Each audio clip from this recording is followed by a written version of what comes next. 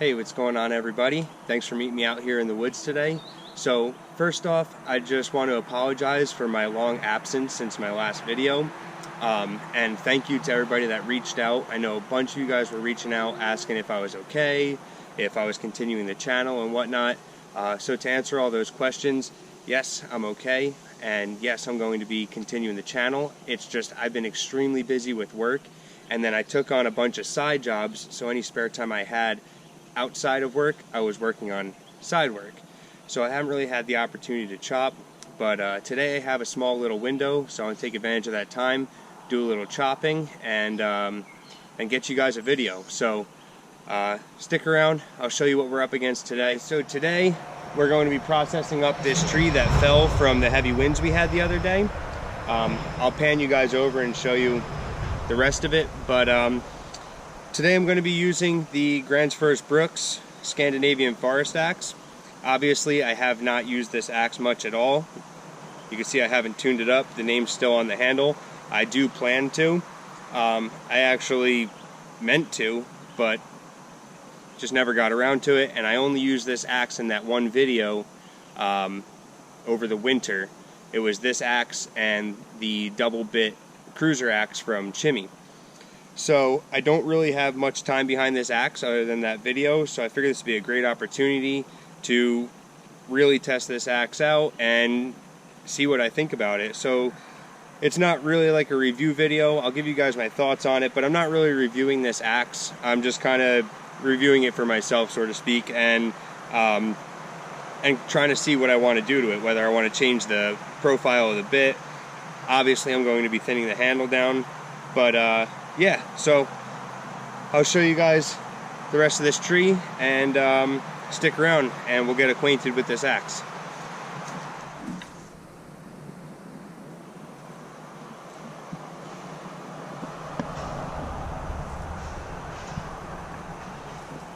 If anybody is good at identifying trees and can tell me what this is by the leaves, it'd be greatly appreciated. Drop it down in the comments. I'm still kind of learning different tree types. I obviously know your obvious ones like, you know, maple and oak and the difference between white oak and red oak, but I'm not 100% certain on what kind of tree this is, so if anybody can identify it, drop it down in the comments. It'd be greatly appreciated. This is what the bark looks like, and as the tree starts to reach the crown, the bark starts to smooth out a bit. I'll see if I can get a little closer here for you. I was going to guess Eastern hornbeam, but I'm not certain, so like I said, if anybody knows, let me know. I greatly appreciate it.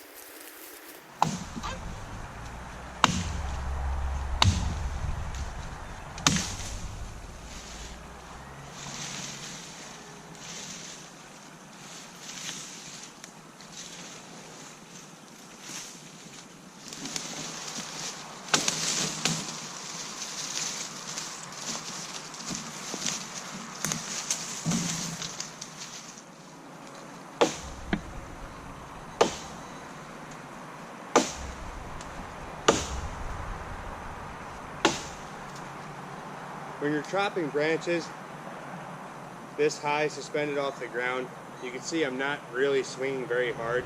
You want to be very edge conscious and aware of what's going on with this.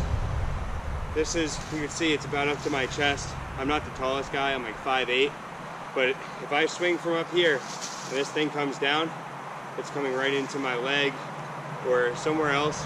So be very mindful if you're ever doing anything like this.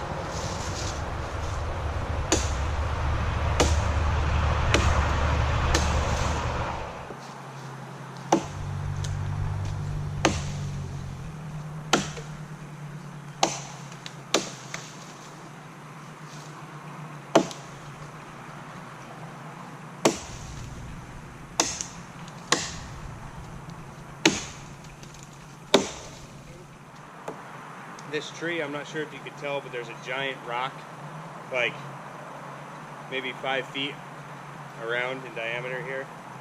Is that around? I think that's circumference. I don't know. It's a big rock, and this tree's propped on it right here. So that's another thing. If you don't want to chip your axe, obviously sometimes we stick it in the dirt, things happen, but we definitely know what's going to happen if we put it into a rock. The rock's going to win. So again, we're going to go at it nice and easy and not shoot for the fences here.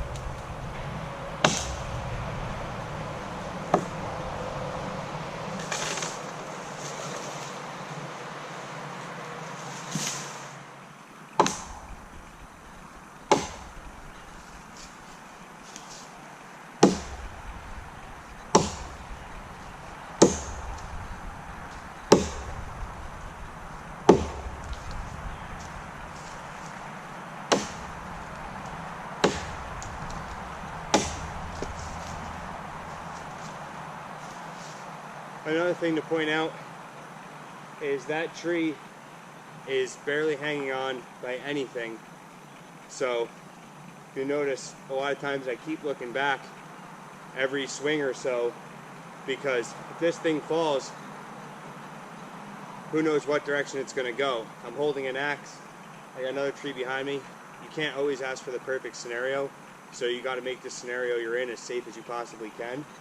So I'm going to keep an eye on that, and I'm assuming once I drop these limbs here, that's going to fall off, and hopefully I'm nowhere near it. I'm going to try to keep myself in the best position possible.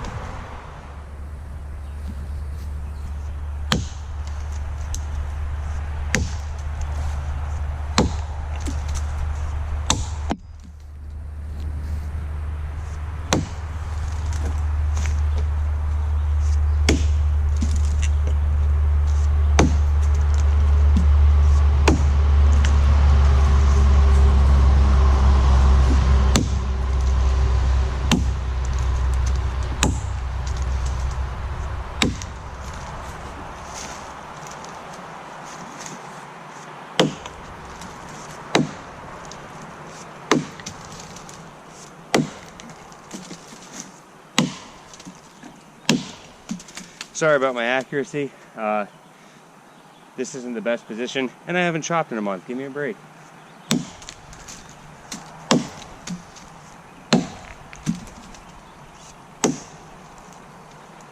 We're nearing the end of this cut here, so we don't need to put too much power into that swing now. Like I said, if it comes through, yeah, there is a branch behind there, so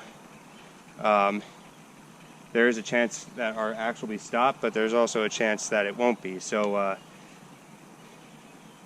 I'm going to go with that it won't, so I'm just going to keep myself safe.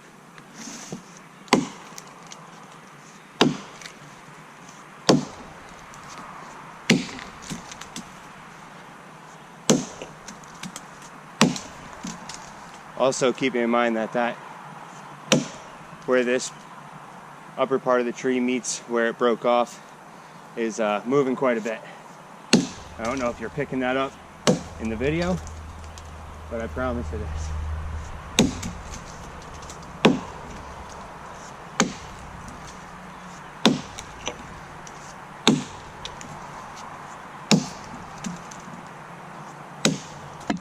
Alright guys, we're just about through.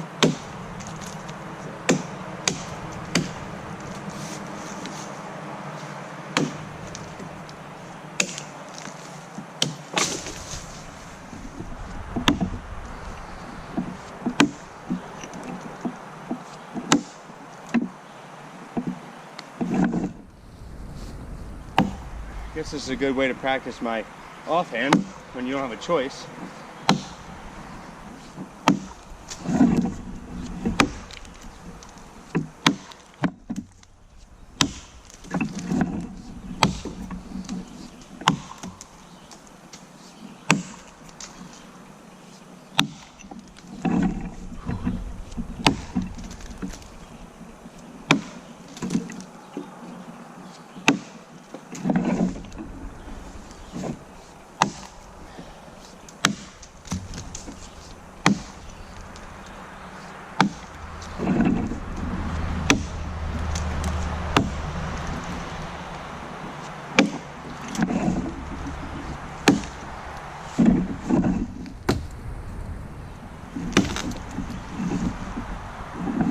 You see that? I don't know if you saw that start to twist when this broke or started to break off.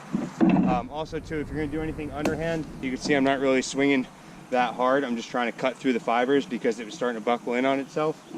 I don't recommend that for beginners.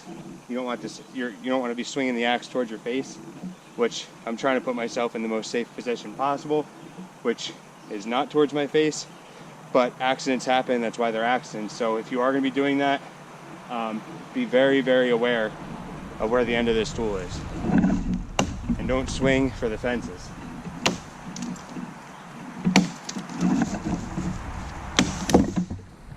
I want to apologize now for any footage that's missing. I'm assuming I'm going to find out when I edit this video. I didn't realize I switched my camera accidentally to photo instead of video, so I'm not sure how much footage got lost and what footage got lost, but just in case I didn't say this before, where we took those two limbs off of, we're not going to take this third limb off just in case this tree wants to fall. We're going to go on the back side of it here and cut down this way because it looks like it wants to fall off of that. So I figure if I cut it off there, that's a pretty far swing and it's going to most likely fall and I wouldn't be in a good position. So we'll cut it here. If it doesn't fall, then we'll move up a little bit. But yeah, the whole idea is to keep yourself in a safe position.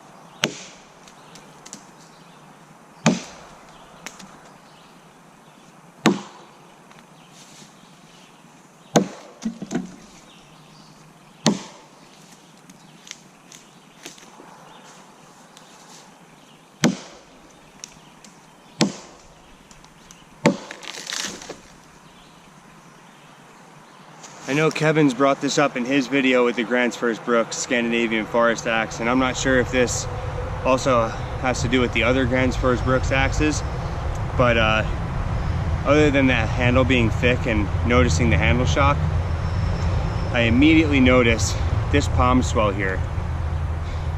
It's tearing my hand up. I like to hold the handles back kind of far versus like up here.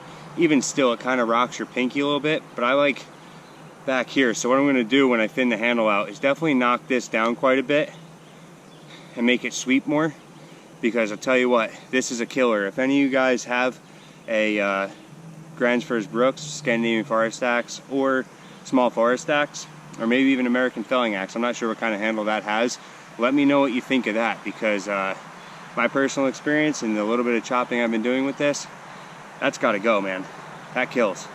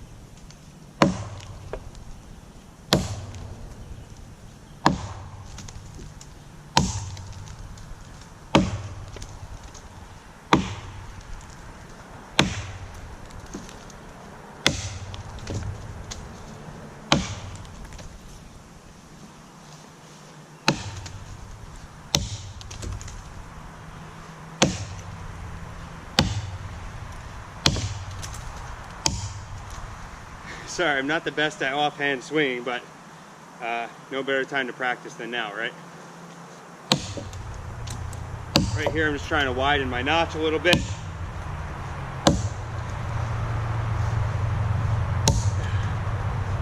As you can tell, I'm obviously left-handed, and this right-handed crap is for the birds, man.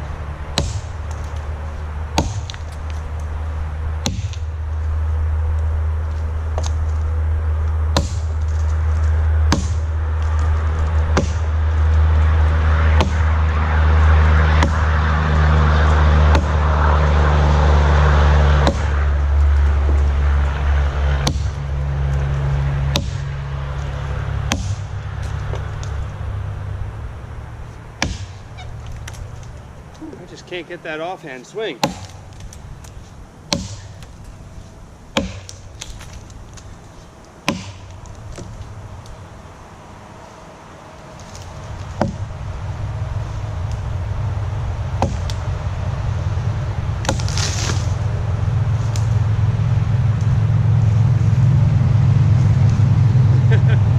Look at that. Couldn't get the axe out of there in time. But good thing I let go of the handle, because it probably would have snapped. Sunk it in the ground pretty good though. Not a big deal, part of the game. Alrighty guys, so I think that's where I'm going to wrap it up here today. I do apologize, I know I didn't get around to bucking or splitting any of this wood, but guys, after not chopping for a while, I got worn out pretty quick. And more importantly, this palm swell is killing my hands, guys. I have to tune this thing up before I use it again. So with that being said, guys, as far as this axe goes, other than tuning up the handle, I really enjoyed the axe, guys. I can't wait to use it more. Once it's tuned up, I could really see this thing getting a lot of use out here in the woods with me. I know I said I wasn't going to do a review on it, so I'm not going to go in too much depth on specs and this and that and the other, but just wanted to say I really enjoyed using this axe. Thank you again, Mike. Mike's the guy that gifted me this beautiful Scandinavian Forest axe. Alrighty guys, thank you so much for watching today's video. I really hope you enjoyed it. I really enjoyed making this video, and man, it feels good to be chopping again. Hopefully I'll be out here again soon, guys, and I'll get you another video. And I just want to thank you all again for taking the time out of your day to hang out with me while I chop some wood. So thanks guys, we'll see you on the next one.